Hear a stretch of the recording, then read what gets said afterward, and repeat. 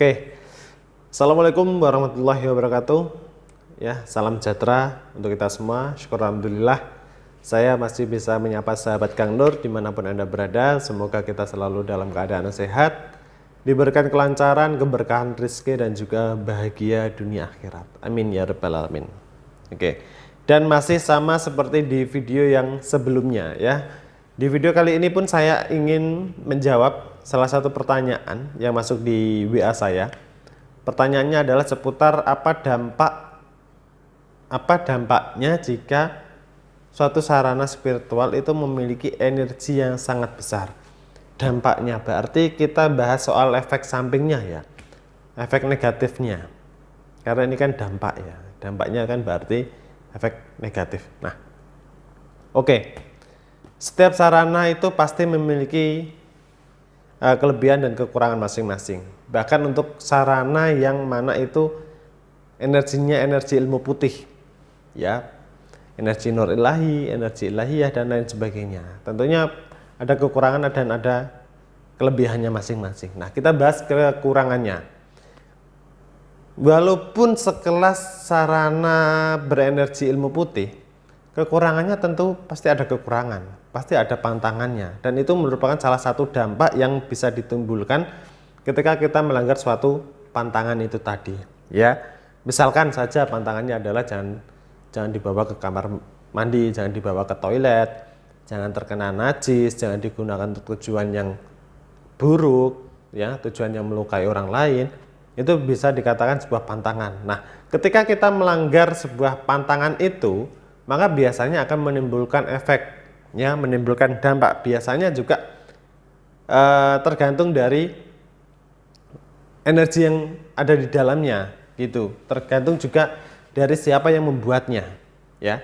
Biasanya dari orang yang membuatnya itu memiliki kepercayaan tersendiri. Jika Anda melanggar pantangannya ini, maka Anda bisa mendapatkan efek samping seperti ini, seperti ini, seperti itu. Jadi beda-beda begitu ya. Nah, kemudian kembali ke pertanyaannya, apa dampaknya jika sarana spiritual itu memiliki kandungan energi yang sangat besar? Ya, hampir semua sarana spiritual itu ada energi yang besar ya.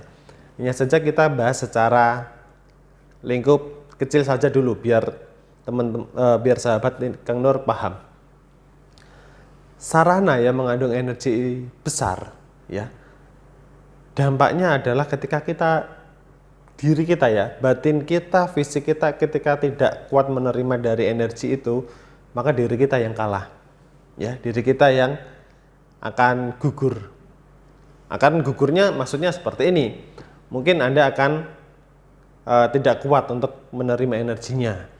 Bisa saja Anda sering sakit ya, bisa saja Anda mulai gelisah ya, hidupnya mulai gelisah. Kemudian ada juga yang sampai ini pikiran itu dibuat kacau balau, artinya ya mohon maaf bisa gila gitu. Itu bagi seorang yang memiliki energi yang kuat tapi tidak kuat secara fisik dan kebatinannya ya. Kalau orang Jawa bilang itu kabotan ngilmu. Nah, itu terlalu banyak ilmu, terlalu banyak energi yang diemban atau yang dimilikinya, jadi tidak disesuaikan dengan dirinya, tidak disesuaikan dengan kebatinannya. Kalau tidak kuat ya akhirnya itu bisa beresiko ke fisik, mulai dari gila, sering sakit-sakitan, bahkan mohon maaf bisa saja menimbulkan sebuah kematian begitu. Jadi memang perlu sekali disesuaikan jika Anda memiliki hajat ataupun memiliki tujuan ingin menggunakan sarana spiritual sebagai pegangan diri begitu, sebagai jaga-jaga ya. Jadi saran saya, bagaimana caranya supaya energi spiritual dari sarana ini bisa bermanfaat dengan maksimal? Ya jangan mencari yang energinya besar saja, tapi carilah yang memang cocok, yang memang sesuai dengan apa yang jadi hajat dan tujuan Anda. Begitu ya. Ini berulang kali saya sampaikan ke sahabat Kang Nur semua, ke klien-klien saya. Berulang kali saya sampaikan, jika Anda ingin menggunakan sarana spiritual, maka fokuslah apa yang jadi hajat dan tujuan Anda. Jangan fokus pada sarana yang ampuh, yang energinya kuat, yang energinya tingkat tinggi. Jangan fokus ke situ, tapi fokuslah yang cocok, yang sesuai.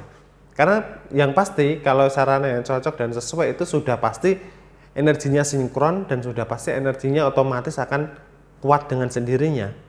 Ya. Tapi kalau Anda memilih sarana yang energinya tinggi, yang energinya kuat, belum tentu itu juga cocok untuk diri Anda. Begitu. Lebih baik yang cocok, sudah otomatis energinya tinggi, daripada yang tinggi belum tentu cocok. Begitu, ya. Jadi saran saya seperti itu, jangan asal menggunakan sarana spiritual, disesuaikan dengan hajat tujuan Anda, disesuaikan dengan kekuatan fisik dan batin diri Anda. Begitu, ya. Dan itu jawaban dari saya, semoga bisa memberikan manfaat dan informasi untuk Anda. Jika Anda suka dengan video ini, silakan di like dan silakan di subscribe channel saya, dan silakan komentar di kolom komentar jika ada pertanyaan yang kurang jelas. Begitu, ya. Sampai ketemu di video selanjutnya. Wassalamualaikum warahmatullahi wabarakatuh.